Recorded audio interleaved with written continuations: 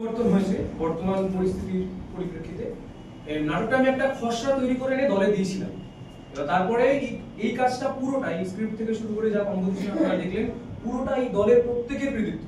কারণ নাটক তো একা সম্ভব নয়, আমি শুধু একটা খসড়া এনে দিয়েছিলাম, আমরা সবাই সেটাকে আজ এইখানে এনে কাজ করছি।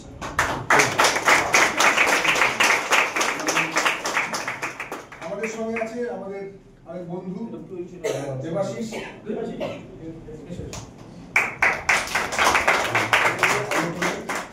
আমাদের আরো আরেক বন্ধু আছে নাট্য বন্ধু।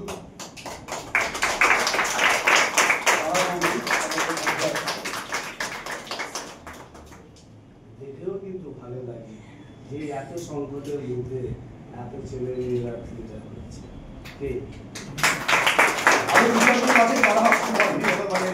বিশেষ কাজে আটকে পড়েছে তারাও ছিল। অমনদাকে দেখছি আমি আরেকটা জিনিস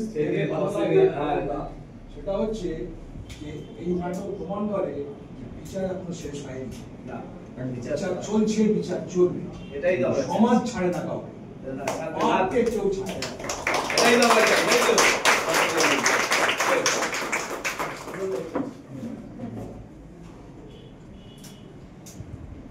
এরপরে নাটকটি ওরা আরেকটা ইন্টারেস্টিং, এবার চেয়ারগুলো ভুলে যাবে মিউজিক্যাল মানে নাটক দেখতে দেখতে আপনারাও ভুলবেন, ঠিক আছে?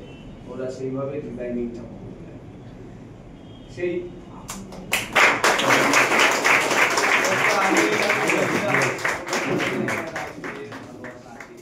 যদি থিয়েটার নিয়ে অমলানদার সাথে সেই একই সময় আর কি, মানে দীর্ঘদিনের 20 বছরেরও বেশি, তারও বেশি আমাদের জার্নি, ঠিক আছে?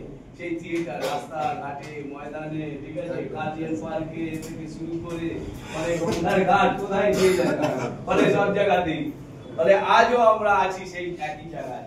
অমলানদাকে অনেক অনেক ধন্যবাদ।